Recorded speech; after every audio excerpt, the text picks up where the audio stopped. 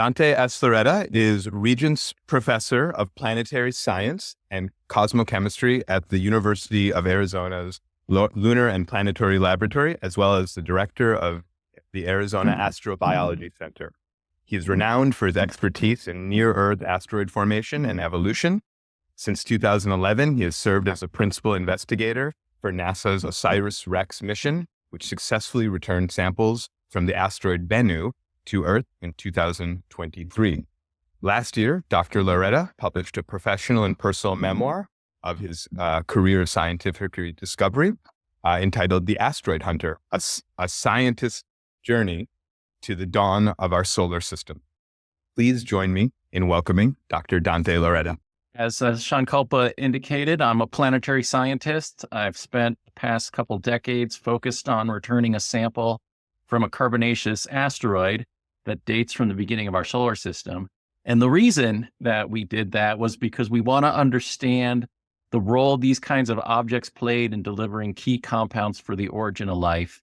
And that triggered the formation of a new institute here at the University of Arizona called the Arizona Astrobiology Center. So first, I just want to introduce the field of astrobiology to the community. We are thinking about life on Earth and life throughout the universe.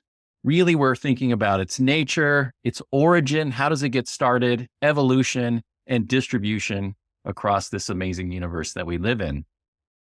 And one thing that I've seen as this field has matured really over the past 2 decades is it's really made us take another look at life here on Earth and point to all the areas where we don't understand what's happening because we're trying to detect something, say, on the surface or subsurface of Mars or the deep oceans of Jupiter's moon Europa, but we have trouble with edge cases understanding life on Earth and the nature of life on Earth. So today I'm going to talk to you really about what I've thought for intelligence in terrestrial life, and then how could we use that in the search for extraterrestrial intelligence, which is where I really got my start in this business. Just a quick introduction to the Arizona Astrobiology Center. We really bring together interdisciplinary groups. We have scientists from astronomy, we have scientists from biology, but we also bring in our colleagues from the College of Humanities, Fine Arts, Education, because we're going after some of the biggest questions that humanity asks ourselves. Where did we come from? Are we alone in this universe? So we bring in research, training of future leaders. It's a very student-focused center, a lot of undergraduate students and graduate students to foster collaborative dialogue on origin and existence of life in the universe. And our vision is to make these discoveries relevant to the lived experiences of all people on Earth. So let's start out with a working definition. This is one thing I do when I teach astrobiology is we take a good look at the phrases that we're using and what does it mean? We talk about life, we talk about consciousness, we talk about agency, and we talk about intelligence. And this is the definition that I've landed on, thinking about it as a scientist who sends probes to other planets, thinking about how you would make observations to infer the existence of intelligence. And in astrobiology, biologic intelligence. And for me, a key concept is the idea of a unitary whole, a collection of cells or chemicals or molecules, processes that somehow have become unified and exist as a single entity with agency to go out and interact with the environment and to its own benefit or the benefit of its species. So we start out with that concept of a unitary whole, and we say at first, if it has intelligence, it has to process information. So it's making measurements, it's collecting data about the environment that it's in. It learns from its experience, solves problems, and adapts to the environment, either by making changes to itself, making changes to its environment, or moving from one environment to another. And I'm going to focus today on really understanding animals, since this is an AI for Animals conference, and looking at how the most advanced intelligence that we are aware of ourselves, or at least we like to think that, where did we come from, and recognize that we're talking about hundreds of millions of years of history. And I'll step through some of these key moments in the evolution of life and how that led to the intelligence that we see today, not just in human beings, but in animals across the entire kingdom. And I love this little cartoon from Dwayne Godwin and Jorge Cham, which just kind of shows you the key moments in evolution of the neural system, going back to single-celled organisms and bacteria with their channel membranes. The huge change that occurred about 2 billion years ago, where the eukaryotic cell rose. There are eukaryotes that are single-celled organisms, like paramecium, but this is also characteristic of all the fungi, plants, and animals, all the major multicellular kingdoms on Earth. They have a eukaryotic cell, which is a very structured cell, genetic material in the nucleus, and advanced cytoskeleton. And then the earliest and most primitive animals are the sponges, and they're organized into colonies, and they have very primitive cell specialization like neurons. We'll take a look at the comb jellies, some flatworms, getting to our bilateral organisms and to our first amphibians, mammals, and then modern human brains, and even taking it beyond that into technology and what that means moving forward. So intelligence was thought to be purely the domain of human beings for a large part of history, but these days it's recognized as a key characteristic of really any living organism, even down to single-celled bacteria. And it's not uncommon these days to hear molecular biologists talking about prokaryotic intelligence, prokaryotes being the simpler form of cells compared to the eukaryotes, cells that have cognitive resources, bioinformation intelligence, or cellular knowledge. So even what we think of as organisms traditionally that are reacting in a very mechanistic, maybe computational way, they're demonstrating the key features of intelligence because they adapt and they survive in a wide range of changing environments. And just as one example, I pointed out some research now back from 2008, Princeton University, looking at E. coli, which is one of the very most well-studied bacteria in human science. And it actually will know when it's about to enter your stomach. And so it has a sensor. It sees that the temperature is increasing, like when it's about to enter your mouth. It realizes it's going to leave an environment where it's dominated by the atmosphere, rich in oxygen. And so it changes its metabolism. It starts to express different genes, getting ready to enter your stomach where there's not going to be a lot of oxygen around. It's going to be an acidic environment, and it can survive. And as we know, if it's the right strain, it can make you very sick. Now let's jump way ahead to looking at the different animals and the kinds of intelligence that they are representing. And the most primitive animals that we know of are the sponges. These are multicellular organisms. They have bodies full of pores and channels that allows water to circulate through them. Their body plan is very simple. They don't have nerves and muscles, which are characteristic of most animals. And they have a centralized gut. So basically, water flows through their cavity, deposits nutrients, and then leaves out the back end. And they have internal skeletons of calcium carbonate or silicon dioxide, which is quartz. In this case, they make them out of glass, the glass sponges. And they are talking to each other. Their cells are communicating. They have cellular conversations. So here we're looking at an electron microscope image of the interior lining of the sponge chamber. And they have finger-like protrusions called microvilli, and they have flagella, these strands. And they regulate water flow. They feed on particles and they collect debris and they process it for their nutrients. But what has come to light recently is that there are mobile neuroid cells in these digestive chambers. And through high throughput RNA sequencing, we see gene expression patterns in the two different cell types here. And they're similar to those involved in more advanced animals that have neuronal postsynaptic scaffolding. And their genes resemble those that are active in the synaptic bulb of neurons.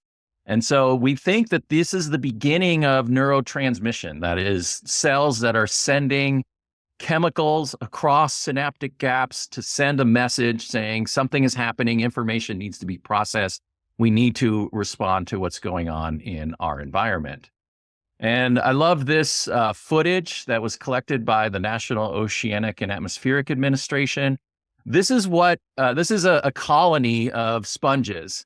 And you can see the wide range of forms that they take. They all have these stalks. They're anchored to the oceanic crust at the bottom there. They're pointed towards the direction of the flow. This is probably what the ocean floor looked like on the order of 500 million years ago, when animals were just starting to show up on our planet. And they're very passive. They don't really move around. They stay stationary and they stay planted. They have lots of different morphologies. Not sure why. Some of them are maybe more efficient for the particular types of nutrients that they feed on. But this, to me, is what I would imagine if you dove into the oceans of Europa or Enceladus, these icy worlds in the outer solar system, and you were expecting there might be a primitive kind of biosphere. You might see something along the lines of this sponge forest that the NOAA researchers encountered in their journeys undersea. So the question then asks, are they intelligent? They lack neurons or really any other kind of nervous tissue, although we see primitive versions of that maybe starting to emerge as we study them in more detail. But they can perform movements that coordinate all across their bodies. They can squeeze water channels to expel excess sediment. They can contract to reduce the area that's vulnerable to predators. If two sponges join together and fuse, then they become unified and their contraction waves become coordinated. And it looks like they're starting to send neurotransmitter-like chemicals across the different organisms. And the glass sponges can rapidly transmit electrical impulses to make their flagella stop if the water contains toxins or is excessively loaded in sediment, and therefore they're not getting the nutrients that they need out of there. So I would say yes, by the definition of intelligence that I presented at the beginning of the presentation, the sponges are measuring their environment, processing that information, responding to it, changing their body to optimize their chances of survival. If we move up the animal kingdom, we get to this fascinating group of organisms called the Placozoa. They're about 2 millimeters in diameter, to give you a sense of scale of the organism you see over there on the right. They have the smallest amount of DNA known for any type of animal. I didn't think I said it, but we do know that the sponges have a genome that's as complex as the human genome. So even though we think of ourselves as a more complex organism, that's not reflected in their genetic makeup. The Placozoa, in contrast, have the smallest amount of DNA for any known type of animal. They're only made up of a few thousand cells, and they only have 4 different cell types. You can see it if you look at the little diagram on the lower left there. They have their cylinder cells with cilia and gland cells without cilia. Their upper surface layer is a group of cover cells labeled the upper epithelium in purple there in the diagram. They have the lower epithelium where the cilia come down. Those are the little fibers that allows them to move along the bottom of the ocean or lakes or wherever they're found. And then they have fiber cells, which are star-shaped cells. You can kind of see them running through the central layer there, outlined in black with an interior of white. And this results from thin extensions which connect to each other in a network. And they have these microtubules, which are filamentary proteins that make up the cytoskeleton of eukaryotic cells, and microfilaments which traverse the extensions from fiber cell to fiber cell. So it looks like a very simple version of a neural network happening with that fiber cell layer. They don't have any tissues or organs. They eat by just the nutrients passing through their cell walls and membranes. Just their cell membranes. They don't have cell walls, and they move by gliding on their cilia and changing their shape like an amoeba. As we get to slightly more organized life forms, we have the ctenophores, which are also known as the comb jellies. These are gelatinous animals that drift through the ocean's columns all around the world. And they range from a few millimeters up to over 1.5 meters in size. Their body is lined vertically with bands of the hair-like cilia, like we saw in the Placozoa.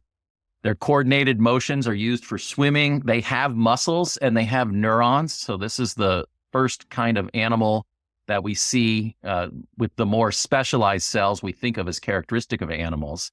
And all of them that are known, there's 150 or more different species, are carnivores. And they range from the tropics to the polar seas. They're very well adapted to a wide range of marine environments.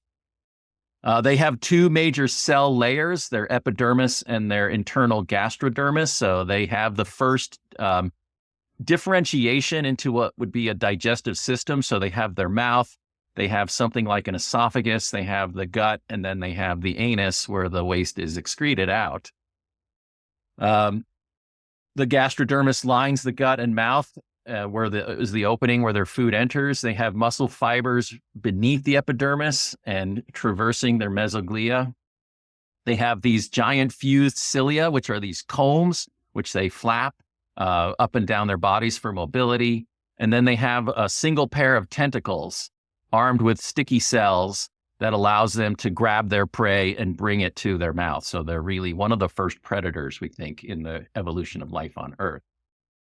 They do have a very interesting nervous system. They don't have a brain, but they have a nerve net. And you can see some of the structures over here in some of the diagrams that I'm showing you, right? This is the nerve net revealed by the tubulin, which is that microtubule kind of protein, which has been stained here to show the different kinds of nerve structures.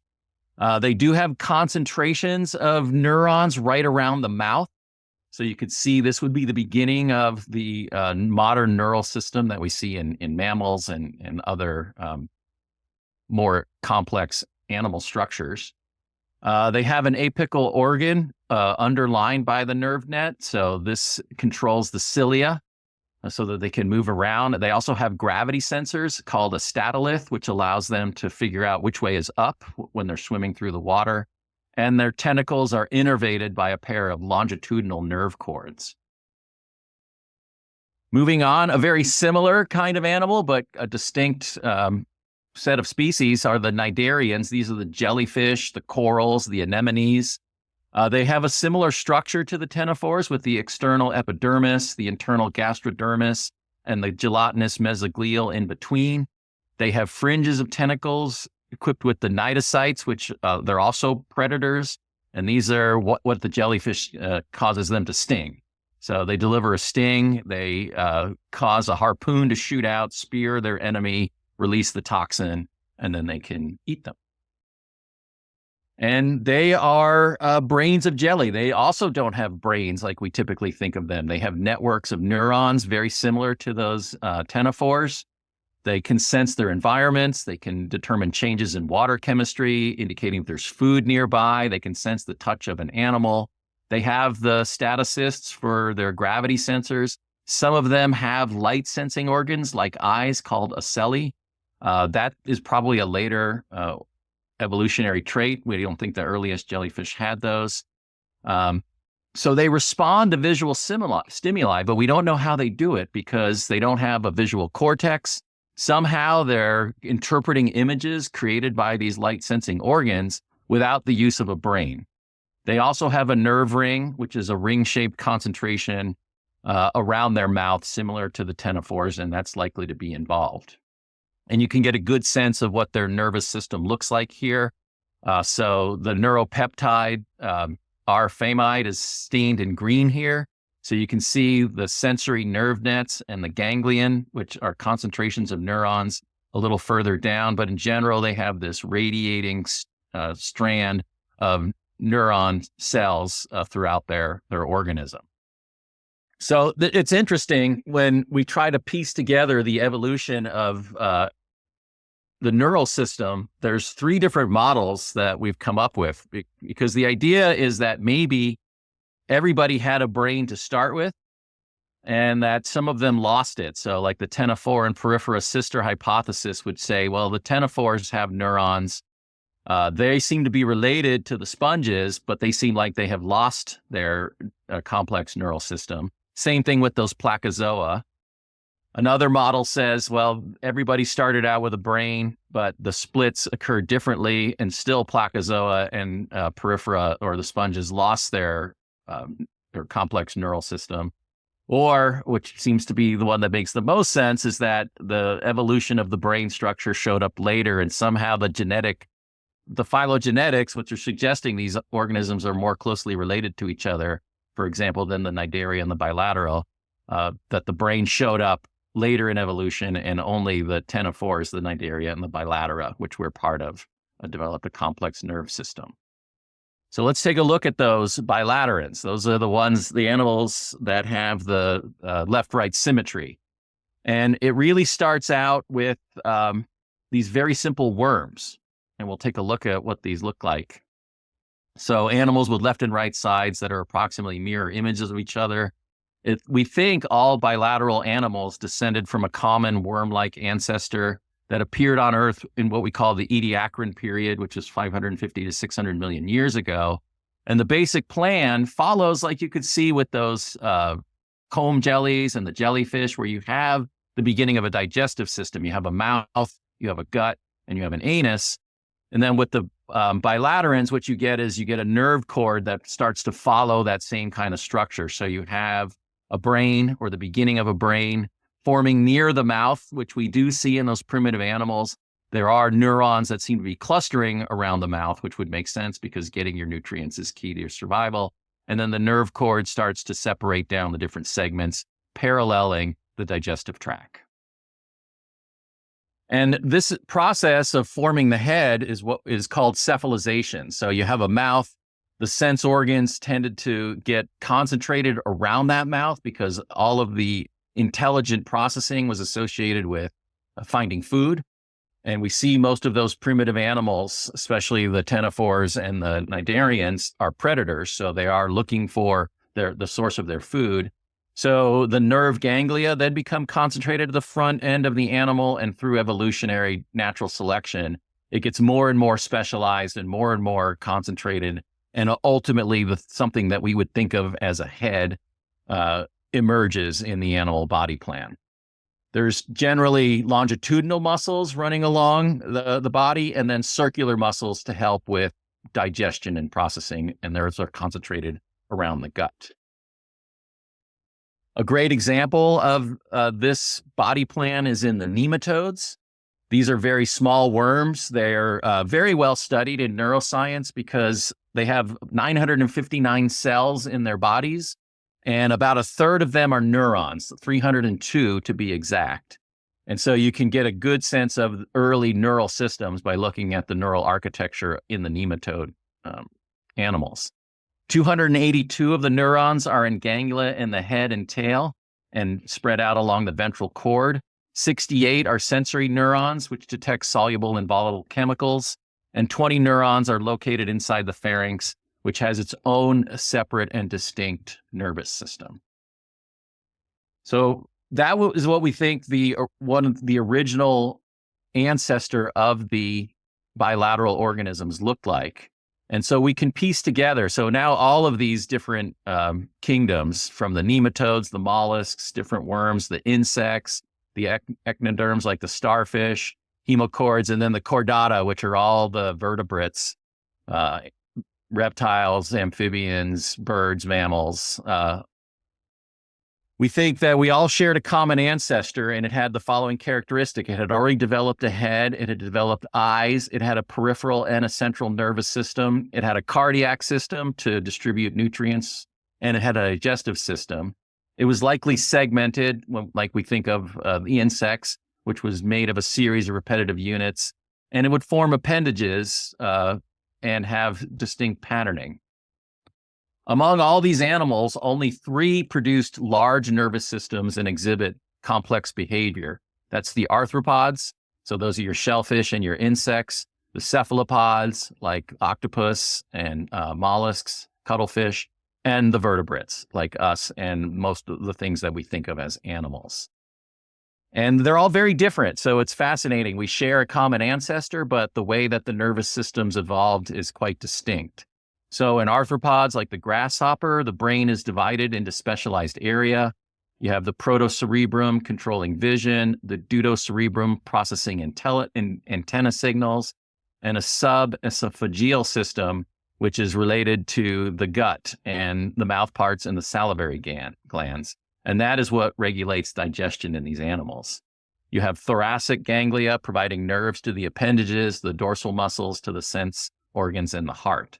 So they have a really concentrated neural system associated with their gut.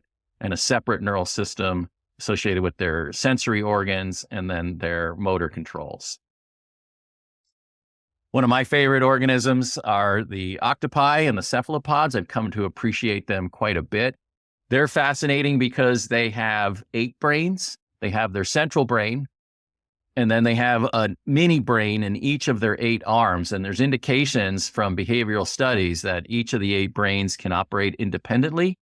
It's discussed a lot when we think about the nature of consciousness, and we compare it to patients that went through a operational procedure where their left and right hemisphere was severed as a treatment for severe epilepsy in the 1970s. And they demonstrated that they had separated into 2 conscious entities. They're called split brain patients, and they seem to have different characteristics, different ability to process information. And it looks like the cephalopods are doing something at a totally different scale with 9 different brains, which can unify and act together, but can also, in times of low stress, act independently of each other.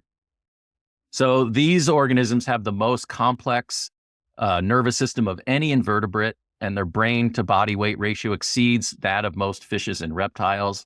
They have a high level of complexity because they lead very active lifestyles. They're fast moving, they're predators, they are social animals. They communicate through chromatophores, which are specialized skin cells that allow them to change their colors. They can use that for camouflage, but they can also use that to send signals across different animal species. About 1/3 of their nerve cells are in the central part of the nervous system and their optic lobe, and 2/3 are in the periphery, including those mini brains in their arms. And if we look at what's changed in the history of animal brains throughout evolution, you can get a pretty good sense of the brain is responding to the needs of the animal. So all vertebrates, except for these agnathans, which are the jawless fish, that don't have a cerebellum. Basically, fish, amphibians, reptiles, birds, mammals, they all have the same parts of the brain, but they're very different in their size and their structure. So larger brains show an increase in the number of neural centers in one or more regions, increasing the number of neuronal classes and within these neural structures, and increasing behavioral complexity. You can tell when you look at the shark, it's got the largest part of its brain is this olfactory lobe.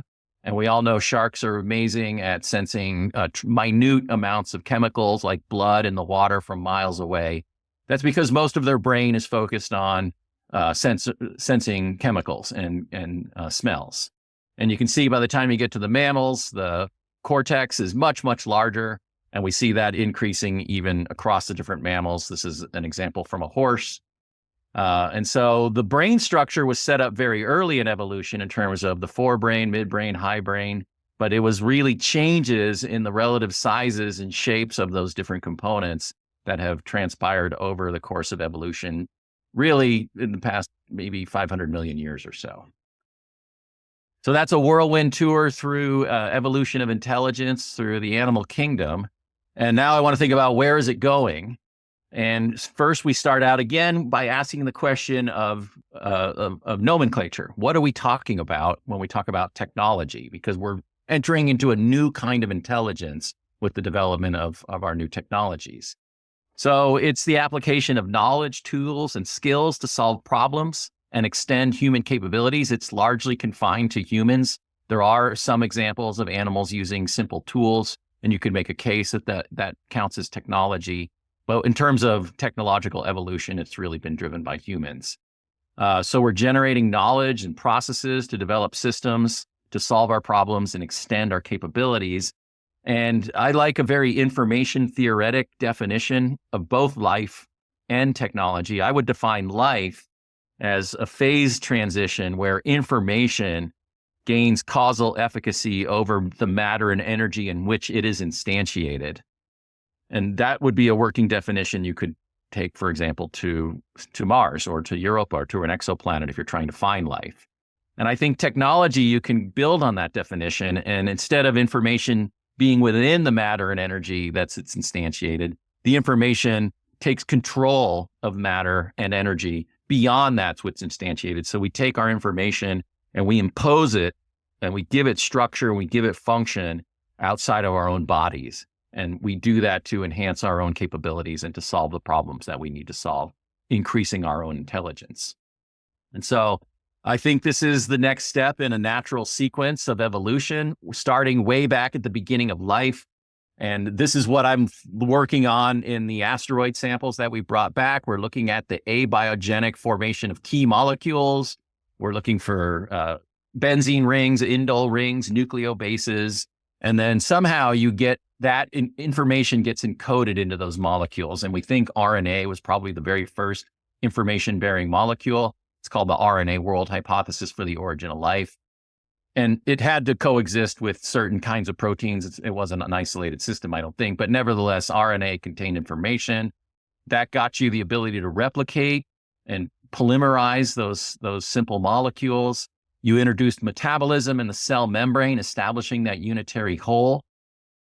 RNA is generally unstable, so a more stable form of that molecule called DNA showed up. DNA is being looked at as an information storage medium, and it's stable for tens of thousands of years. Unlike our floppy disks or our tape drives or our solid state drives, DNA can hold information for thousands and thousands of years. They got you to cell structures, and then eventually, after 2 billion years of evolution, where cells were largely independent of each other and existed as single-celled organisms, you got to multicellularity. And through that process that we very quickly stepped through, you started to build neural networks. Eventually, evolution took place, and you got to the advanced human brain structure. We had language, we have science. As Sam Altman likes to say, we learned how to melt sand and introduce impurities so that we could build information processing devices. We were able to connect those up through the internet to create the digital realm that we're in today here. And now I think we're looking at the next phase where we're going to start to see biological intelligent systems and digital intelligent systems fusing together.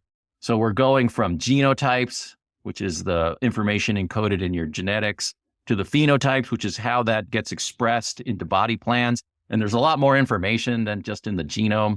The work of Michael Levin, for example, is showing the body plans are stored in places outside of the genome, getting you to these large-scale social behaviors. This is kind of a fractal process. It started at the cellular level and then at the organism level. And now you're going from biochemistry to biology to culture, technology, pushing us into the future. And then I'll end really quickly with looking for intelligence out in the universe. How would you go about doing that?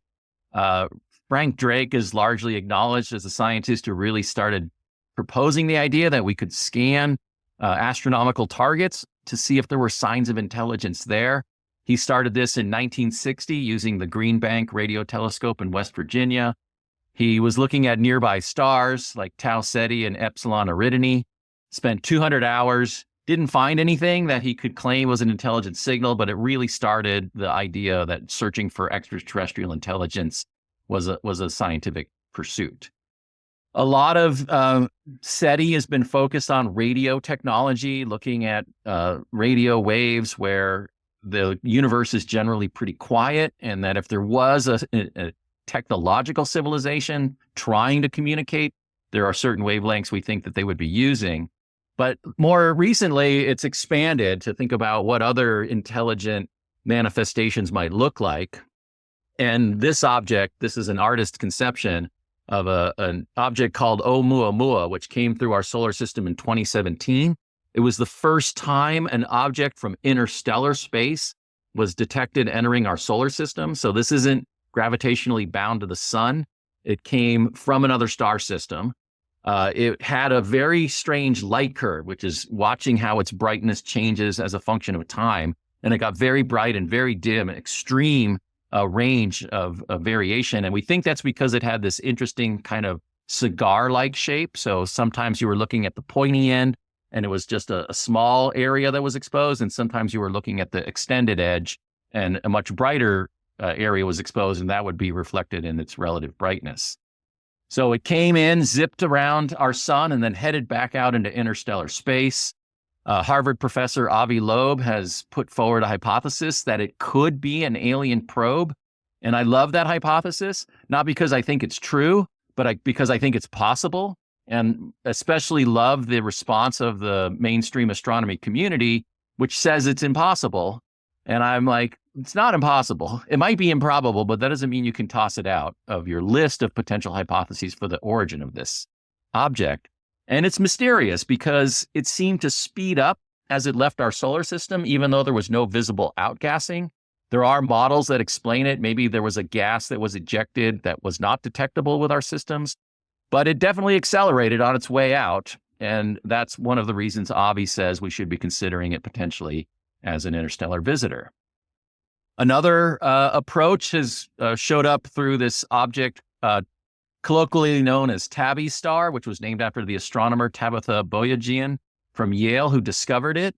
And this is in the Kepler database. Kepler was a space telescope that was really good at measuring minute changes in stellar brightness. Again, what we would call a light curve. And this is how you can detect exoplanets. A planet passes in front of a star, the star's light gets a little dimmer, the planet moves out of the way, and the star gets back to its baseline brightness. And that's what Kepler has been used to find thousands of planetary systems using this technique. But with Tabby's star, this experienced unusual dimming, like 22% dimming, which was incredibly unusual. They're dissimilar, and it's too large to represent a planet. And so this is another target where people have said, well, maybe we're looking at technology. It could be a swarm of comets. It could be a vast dust cloud. It's tough to make something of that extent that could cause the changes in brightness. And another idea that's put out there is maybe you're looking at an alien technological structure, similar to what Freeman Dyson proposed as a Dyson sphere, using large solar collectors to harness the energy of the star. And it today remains an outstanding target for SETI investigations. And then a more traditional approach, but with advanced technology, is the breakthrough listen. This is scanning tens of thousands of frequencies over a 10-year program. So it is back to what Frank Drake originally proposed for SETI, looking at a wide range of radio frequencies. And it just has massive information processing capabilities. It started up in 2016, so it's reaching the end of its first decade. It has detected narrowband signals, particularly around 982 megahertz, which is where we think technosignatures might be dominant. But it's still not sure if we've detected anything from an extraterrestrial civilization using this technique. So we have some hints, some exciting ideas. The bar is very high. The science community is very skeptical about finding alien intelligence. And so far, there's no clear signs of something else out there, something that we could point to as, yes, even at the kind of sponge level of intelligence that we've seen in our exploration of Mars or some of these outer planet satellites. But we're also just getting started with our search. But it looks like there's nothing obvious. There's no large-scale extraterrestrial signatures that are very easy to see. This has led to the classic Fermi's paradox. Enrico Fermi said, if there's life in the universe, where are they? Where's the evidence? Why? They should be full of them. If we just look at the pace of which technology has evolved on Earth over the past 100 years, and we extrapolate 10,000 years into the future, it's likely that humanity will be all over the solar system, maybe even in nearby star systems. And if you extrapolate millions of years, which is a blink of an eye in geologic time, we could be all over the galaxy. So if there's so much potential for life, then the universe must be full of extraterrestrials, but we don't see any signs of that right now. So where are they? This is Fermi's paradox. And this is maybe something AI can help address. Maybe they've gone inside. Maybe they're just focused on their internal consciousness, virtual realities. Maybe they don't care about moving beyond their star system. And then I'm going to end with a what if. So we're looking. There's Breakthrough Listen. There's other SETI projects that are ramping up. We're paying attention to these interstellar objects that are passing through. We've got a couple of them that have been detected now. We're looking at exoplanets like Tabby's star with more and more resolution. James Webb Space Telescope could detect, for example, pollutants in exoplanet atmospheres. What if we find something? What are we going to do, right? We don't have any convincing evidence right now, but what imagine next week or next year we detect a ping from the cosmos? What are we going to do? We have no idea. There's no coordinated response that has been agreed to by a majority of nations on Earth. There is a 2010 report that came out of the International Academy of Astronautics called a Declaration of Principles Concerning the Conduct in the Search for Extraterrestrial Intelligence. So if there's a compelling signal, we need to verify to the best of our ability that it's truly an extraterrestrial source, announce it immediately to the entire world once you have that high confidence, and do not transmit a reply without first seeking international consultation and hopefully some sort of consensus. I doubt that would happen. I think if a nation state discovered something like this, they would probably consider it of critical interest to their national security. And who knows, maybe it's even happened already. And then finally, should we do anything to leave a record of ourselves for future intelligences? Maybe intelligence doesn't last that long. And so what is the lifetime of an advanced communicating civilization? It's one of the variables in the Drake equation to figure out how many there might be in the galaxy, right? We've had radio technology for about 100 years. How long is our civilization going to last? Do we have another 100 years before we destroy ourselves? 10,000 years? 1,000,000 years? When the sun runs out of its core hydrogen in 5 billion years? And should we leave a long-lasting monument to our existence, something that would be stable over millions of years, that is just a record that, hey, we were here, we thought about these questions, maybe you've come along millions of years after humanity's gone extinct, but you will have a record of our existence, and we will have left a legacy that maybe furthers intelligence and its evolution in the universe as we move forward. So thank you for your attention, and I'm happy to hear some dialogue. Thank you, Dr. Lauretta. We really enjoyed that presentation. So I'll just ask one question, then we'll invite people up here to please follow up. So, well, you covered a lot of elements, so I'll just focus on one. There are efforts in biomedical research to create working models of life systems in order to realistically test them in silico simulations, in chemical emulation of living systems, modeling Drosophila, stem cells, organoids, bioprinting. So there are even efforts to create biocomputers, brain organoids that then are connected to digital computation systems that can play Pong. So how do you think of such synthetic biology efforts to construct animal behavior, in particular, perhaps neural intelligence, as intersecting with what you've done as analysis of how it's historically derived? Yeah, I think it's Richard Feynman who has the famous quote that, I can't understand it until I can build it. And so I think if you can build an intelligent system from scratch, especially in bio kinds of materials, you're going to gain a better understanding of how it all originated. And still a huge mystery. Origin of life is still a huge mystery. It's baffling that we've gone over 70 years since the Miller-Urey experiment, where they produced those first simple chemicals, and we don't know how those can self-organize into an information-bearing, replicating, and evolving system. So I think a lot of synthetic biology is really going to help us understand that and maybe crack the origin of life, and then be able to extrapolate that to other astrophysical environments. What do you need for that to occur? Is it such a remote chance that it's 1 in 10 to the 200, in terms of the number of planets that we think are in the universe, that we might have a shot of these kinds of processes occurring there? And I also think there's risk, right? You might make something that evolves beyond us. Species go extinct all the time, and they go extinct because something's better at taking advantage of the environment that they thrive in, or they change the environment, they make it toxic, like the origin of photosynthesis. Oxygen was poisonous when it was first, outgassed from a photosynthetic process. Most organisms died because of it, and it made things burn. It created a whole new kind of wildfire, natural disaster scenario. So that may be what happens, and we need to be very cautious and very careful as we move forward. I think maybe that speaks to some of what you said about how do we engage the understandings of if we arrive at these discoveries. Hi. So life seems to have started pretty soon after the Earth was formed. And I read something at some point that some people were hypothesizing that life may have started before the formation of the Earth. And I'm very curious if that's like a reasonable hypothesis or whether that's just junk science. It's a reasonable hypothesis. Especially, so you can see some of the pictures of the asteroid that we studied. It's called Asteroid Bennu, that we sent the spacecraft to bring samples back, which happened in 2023.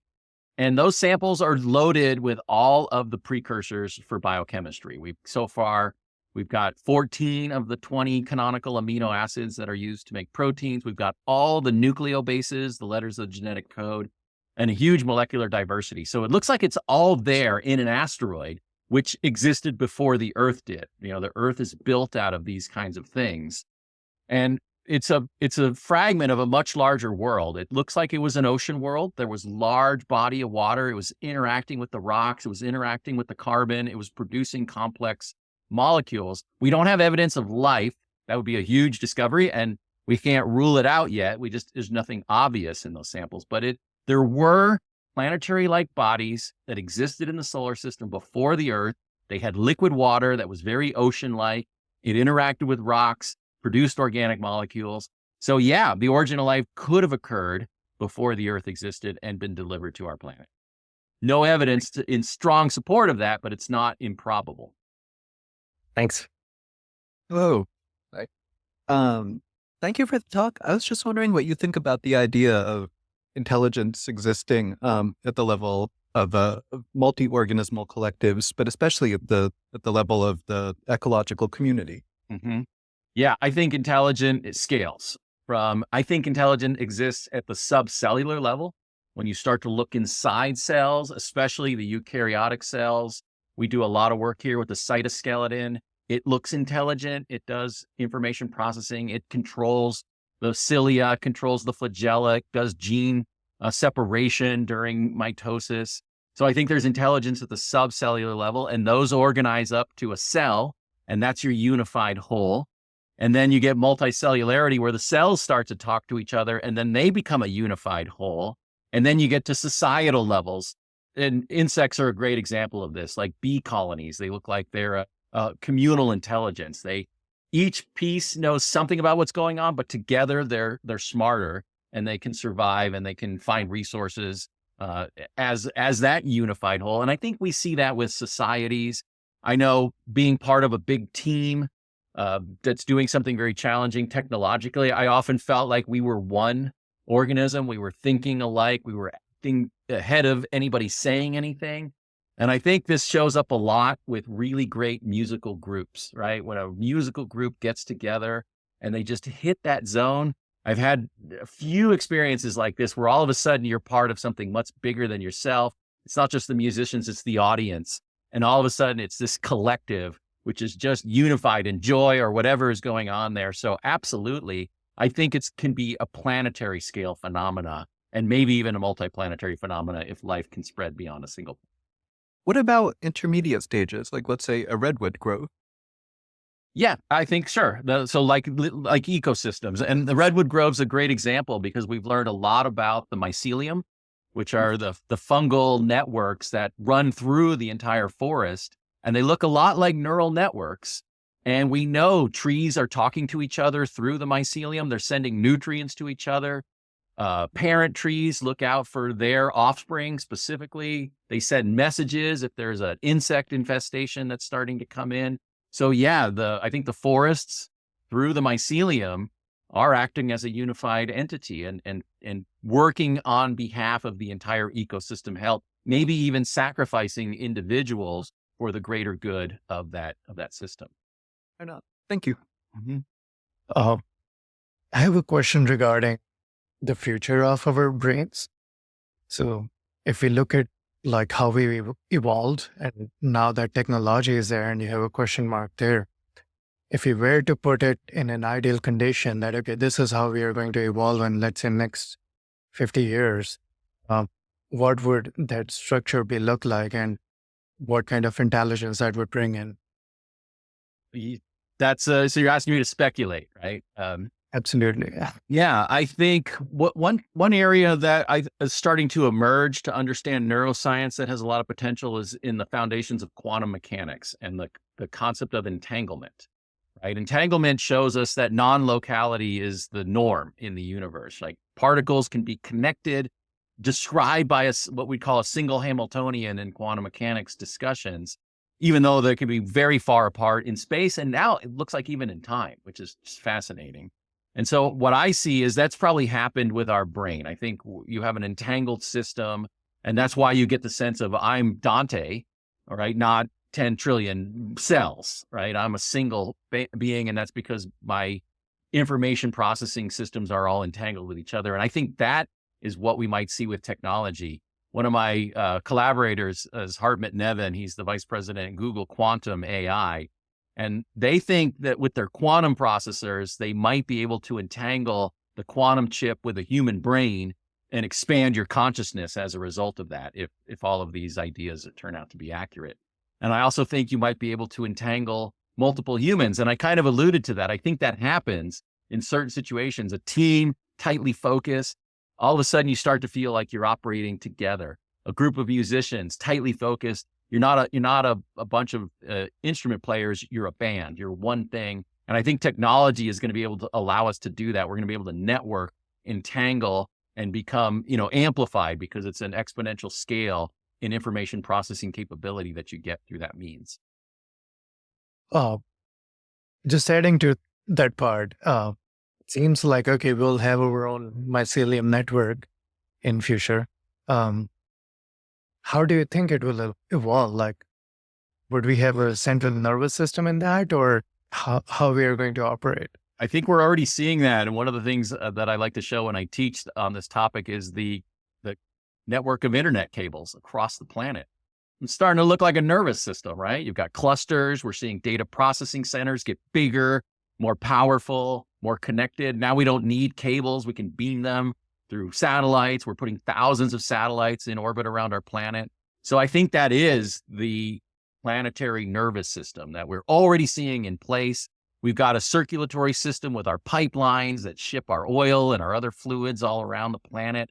So to me, when I step back as the astrobiologist and I look at all the technological planetary scale systems that we're putting in place, I'm like, we're marching toward a planetary scale organism with our information processing, our nutrient distribution, and our ability to just move large structures like mountains to extract the ores and resources that we need. Cool. Thank you. Thank you.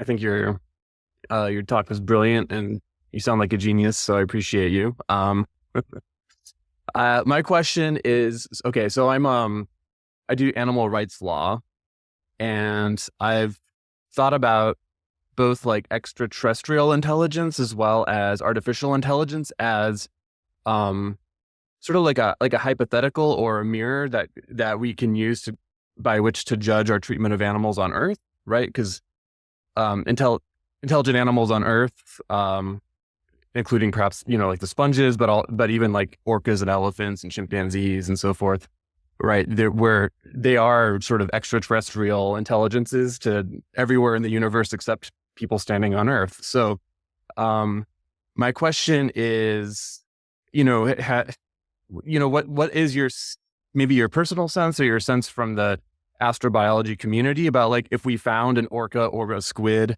on Europa, like, would everyone be eager to dissect them and put them in zoos, or to sort of,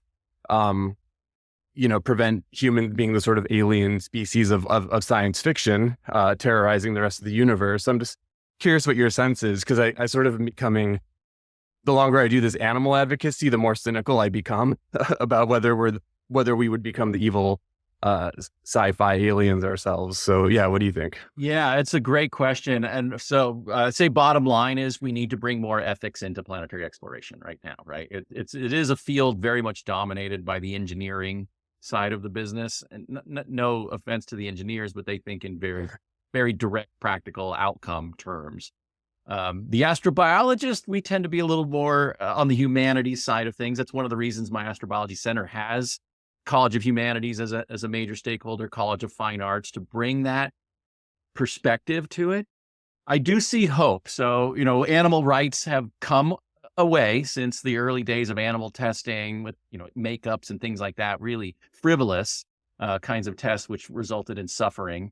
That's viewed by a large number of people as something that's not acceptable anymore, and consumers have responded. There's recently been petitions to suggest that the cephalopods deserve the same rights.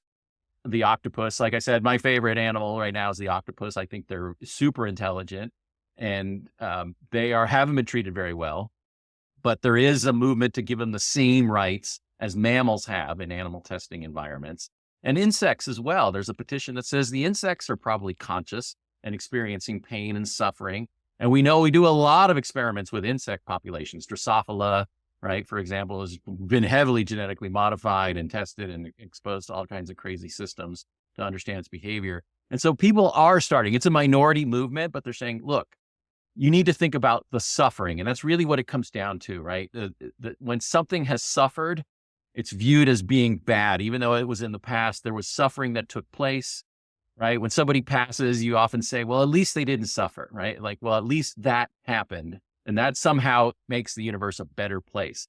Quantifying that would be really an interesting challenge. And I think if it was up to the astrobiologist, we would treat them as nature preserves. And if it's up to the economic commercial sphere, I'm not so sure. Yeah, that tracks with my experience too about commercial exploitation. Thank you. Yes, thank you. Dr. Lauretta, thank you so much. I think what you just ended there with sort of proposes the direction of astrobioethics, as we've discussed a bit. And if aliens are animals, and there's universal principles here, from the origins of life to the activities of life, as well as what it feels like to be alive. This is an open conversation for all of us. So thank you so much from our side.